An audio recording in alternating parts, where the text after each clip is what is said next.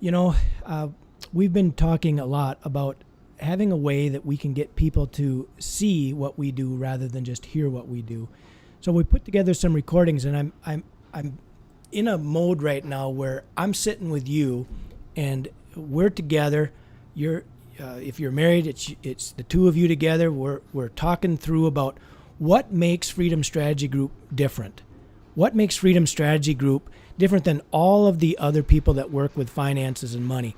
And you know, as I think about how do I really affect change in somebody's life, I really dislike that I've got to start out that sounds a little bit radical, but I'm going to do it. See, I believe that the financial institutions, that the insurance companies, the banks, I believe that they do a very good job overall for the masses of people. But I also believe that they're in the business that they're in to make corporate profits. And so many times the products and services that are sold by banks, insurance companies, and financial institutions are really built around building profits to their models and not so much for your model or my model.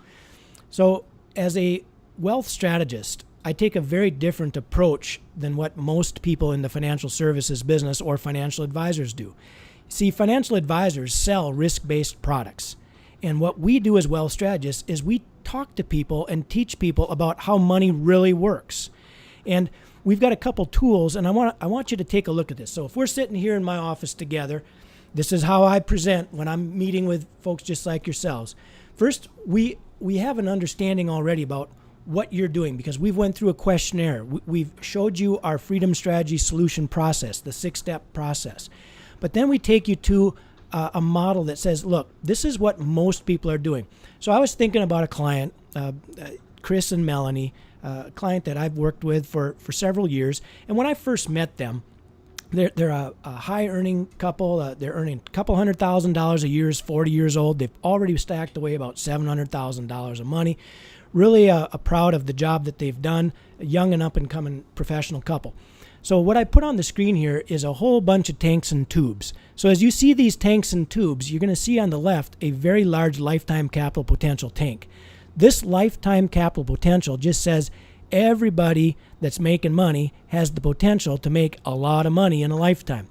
Now all these other tanks, I'm going to take them away for now just to get this story so that you can see if this were you and we were talking, I'd click on this lifetime capital potential button and it would really bring up a calculator that says, look, Chris and Melanie were 40 years old. If they were going to work to age 65 and they keep making a couple $100,000 a year and they're believing they're going to have about a 3% income growth rate, they're going to be growing that income over their lifetime. They've already put away $700,000. If they could get an investment return of 5% on all of the money that they've already got, when I hit calculate, it's going to throw a couple really large numbers up here to just show what wealth and income potential are.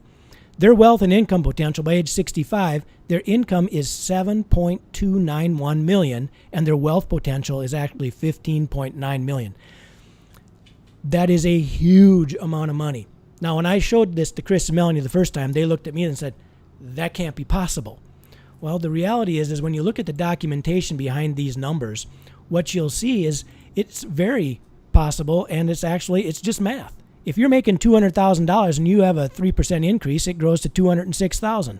It goes from there to 12, to 18, and so on. Over that 25-year working lifetime, that income grew from $200,000 to $406,000. Now, for a lot of folks, okay, that's proof. But what really makes sense is when you look back at your own life and you say, you know what, this is what we're making today.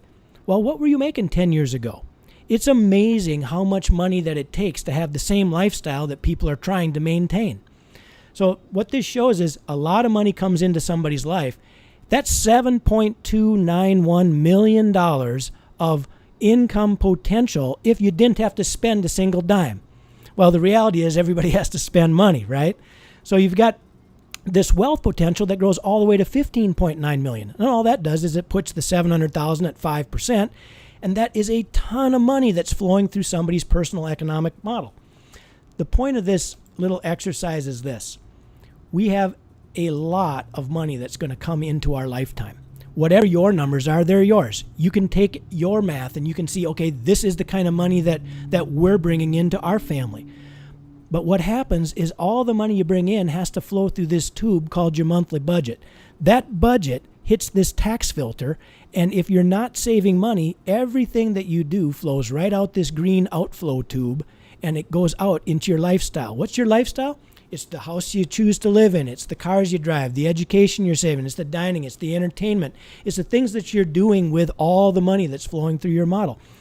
Where we're different than all other financial firms is most firms are only concerned with how much are you saving. What we're concerned with is how much money are you losing by not knowing how to maintain and how to recapture all of these outflows that are leaving your economic model. So let me click on this because we all know we're supposed to save money, right? So we got investments and savings. What you see that came up here is there's another tube on top. And this, again, is where the financial advisory community says everybody should maximize your qualified plan. Well, I'm just going to take a stand on that and say that's not true. Not everybody should maximize their qualified plan. Too many times I see the mistakes made where people save money in an entity or an investment that they can't get at. They've actually put their money in economic jail. If I could have like imaginary bars in front of my face right now, I'd be saying like, let me out, let me out. I'm stuck all the way to age 59 and a half, but that's what most people do.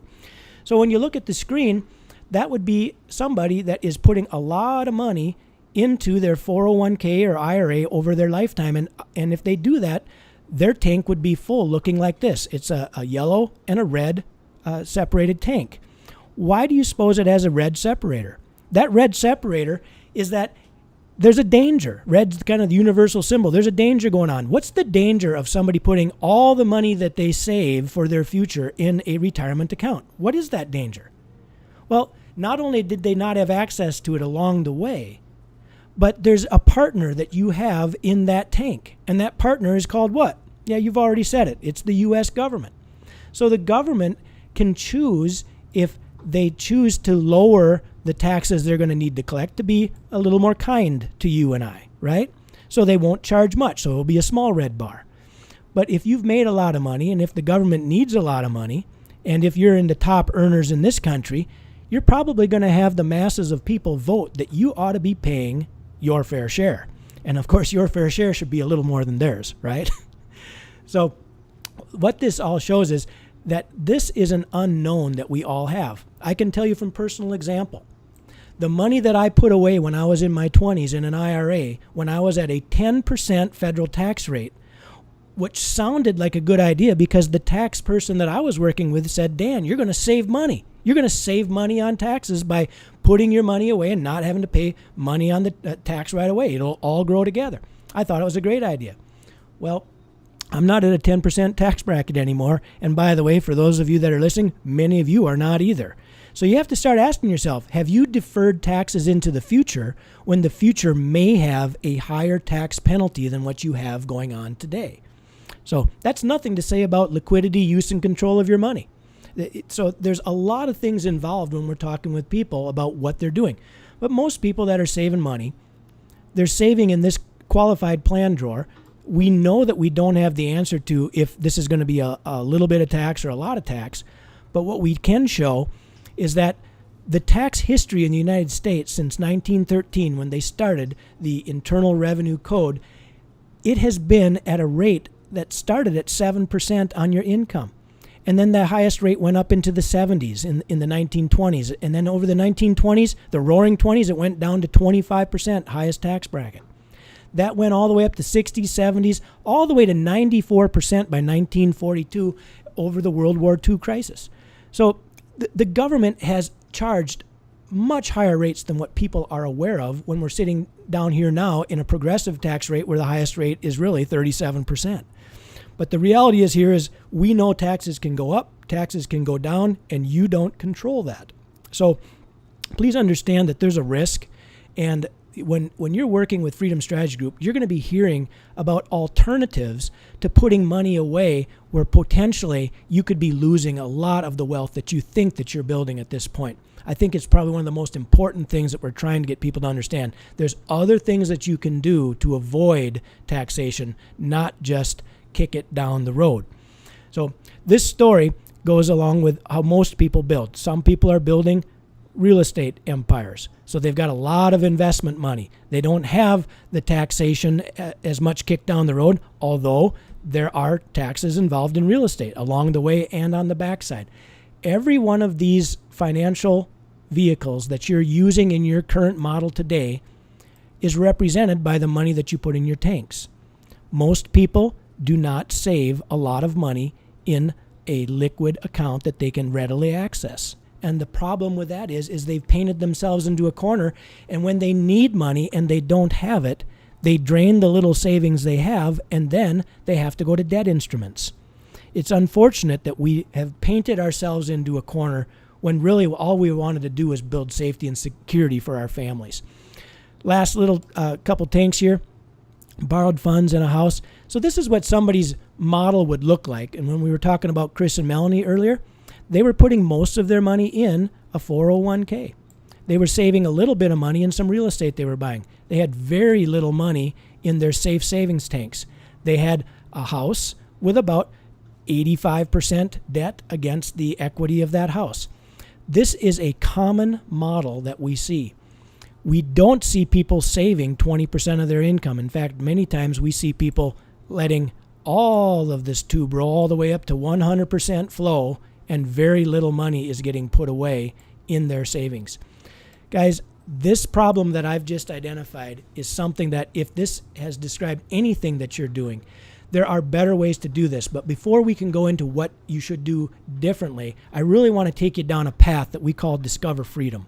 Discover Freedom is a presentation that I built back in 2012. And it was a story that I was saying about how money works, what money is, and what are the main problems that I've found in working with hundreds and hundreds of people about how do you do things differently than what you're currently doing. Looking forward to showing you. We'll do that next.